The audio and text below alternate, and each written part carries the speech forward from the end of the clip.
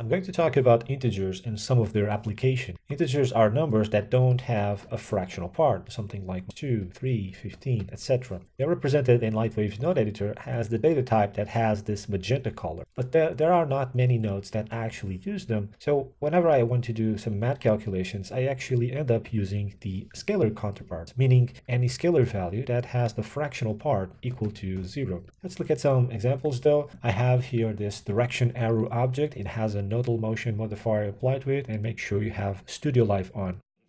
You can see that I can rotate this object quite easily. It's a fluid rotation. Let's say that I want to build its rotation based on increments of a fixed value. So here in this nodal motion, I have here this angle node with 30 degrees, and I'm multiplying those 30 degrees by this integer constant node. I'm putting this on the x channel of this vector, and when I put this on rotation and I increase the value of the constant integer node, you can see that I have steps of 30 degrees. So basically I have multiples of 30 degrees being applied. I can change my step size. Let's say I put 90 degrees, and now I have only steps of 90 degrees being incremented. So I have multiples of 90 degrees. So multiples is one application. Another one is to access items indexed in the list. So let's say I put this targeting this red null, and this red null is constrained by the vertices of this cube, this box. That is done by a nodal motion and a point info node. And this point info node by Denis Pontonnier allows me to access properties of vertices in a mesh. In this case, this box, it has 8 vertices, right? So I'm going to have basically a list with 8 indices. So 1, 2, 3, 4, 5, 6, 7. And so the index that I put in here,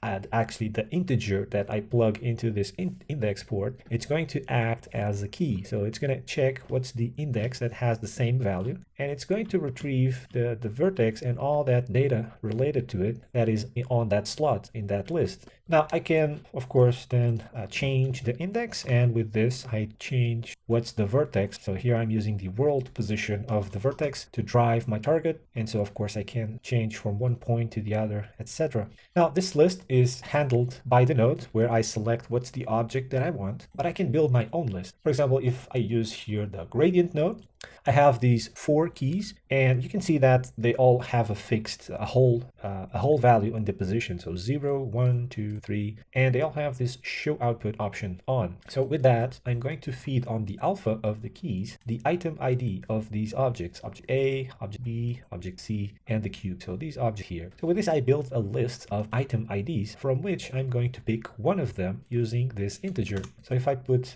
let's say I put this item info position here, I'm going to change this. So I have the integer at 0, and now the target, it's constrained at object A, because that's the first one that it's here in this key. And since that ID was fed onto this item info, it's all this information here is about object A. Now if I change the value of the integer to 1, now my target is constrained at B. So now when I move B, the target goes along. If I change this again to 2, now the target is constrained at C, and all of this information is referent to C, to this item info here. And last but not least, I have the cube. If I change the integer to 3, so I have the position of the cube now being used as target. So with this, I was able to build my own list and to basically have a switch. So we saw a switch with the logic node where I had 2 data flows, one committed to true and another committed to false. With the gradient here, I'm using this to have multiple entries, not just 2. And in programming, a term that can be used is the select case. So I build my list of cases that are indexed, and through an integer, I access them. Okay, so let's look into another example of using indices to manipulate things. I'm going to hide all this, and I'm going to this object called instancer points. And this object, basically, it's holding some instances, and it's holding 2001 instances that you can see that I hide if I click in here. And so it's just an array of instances on the x-axis from -10 to 10. And if I come in here, select it, open the node editor. So I instead of having an input for the index, I have an output. So I'm able to use this. I'm able to use the index of the instances to make some selections, to make some decisions. Let's say that I want the instances to go up by 1 unit. Now you notice that all of them went up. But what if I just want one of them to go up? Well, I can use the index to make that selection. I pass the index here and I check it to see if it's equal to this integer here. And if it's equal, I want it to go up by 1 unit. Otherwise, I want it to stay the same. So if I put this here in the y offset, you see that this instance here jumped up.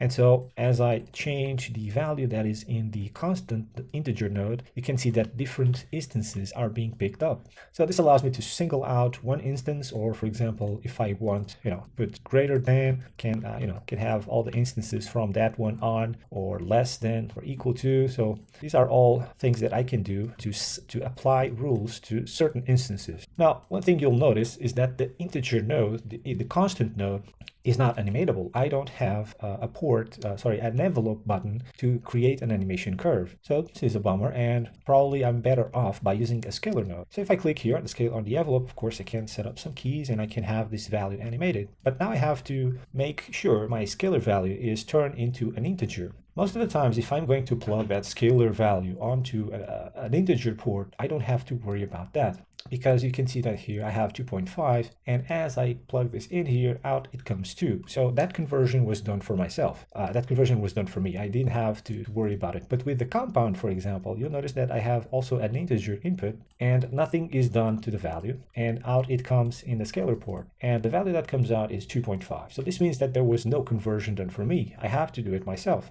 So let's look into the operations that allow me to convert a scalar into an integer. So we have these two native nodes, floor and ceil, and we also have this third one that is given to us by Akira Azagi called round. They have different logics to basically convert the scalar into an integer. So let's look at them. So if I connect these 2.5 to 3 of them, I get 2 on floor, 3 on ceil, and 3 on round. And so the logic behind the 3 of them is like this. I have an integer and I have another integer, the next one, which is basically equal to the other one plus 1. And they both have a fractional part of 0. Between them, there are values that have a fractional part that is not equal to 0. So they are not integers. So they have some fractional part, and that fractional part, it's going to be in between these two numbers. Now, what to do to these values with floor, we're going to have that all these values are going to be put into the first integer. With ceil, we have that all these values are going to be put onto the next integer. With round, there's a split decision. Basically, the fractional part is going to be compared to 0.5. And if it's greater than 0.5, it's going to be put on the next integer. If it's less than 0.5, it's going to be put onto the previous integer. So these are sort of the rules that these functions use. Let me apply them to the x position of the instances. So instead of just looking to 2.5, it's just a single value. Let me look at this with multiple values using the x position of the instances. So I'm going to graph things. Here I have this this neutral line where my input is equal to my output on the y-axis. And so of course, if I put these functions here, I can check better what's going on. So I'm gonna check floor first, and you can see right away that I get some step configurations. Instead of having a continuous value, I get these steps now. With ceil, you'll see that I also get steps, but they start at a different, it's like they have a different starting point. And with round, again, also the same steps. It looks like they also start at a different position. Let's look into the logic of it.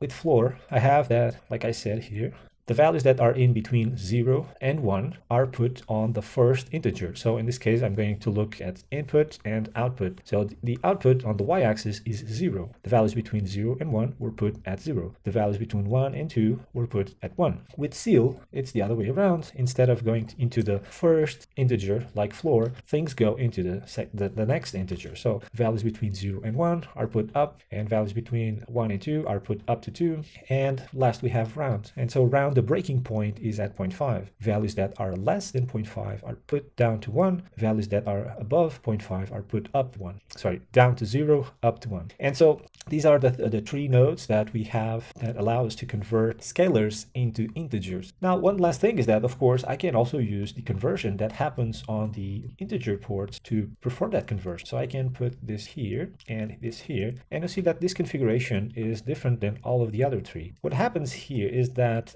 the conversion on the ports uses a logic that it applies floor to positive numbers and ceil to negative numbers. So I'm going to check if my value is positive by using a logic node and check if it's greater than 0. So with this I'm checking if the value is positive. And so for the positive ones, I'm going to apply floor, and to the negative ones, I'm going to apply ceil. So with this, I get a configuration that matches the conversion that is done on the port. So it's an extra solution that you can use, and it can be useful because you can see that it's sort of symmetric. Between 0 and 1, it's 0, and between 0 and -1, it's 0. So it has some usefulness to it. Now, one thing that you'll notice is that what I've done here is that I created indices for these values. So these values before, they were a continuous thing, and now they are stepped. So this means that I have like sort of, I've sort of indexed them. I have here 10 instances or 100 instances, I can't remember right, but all these instances here have the same index now.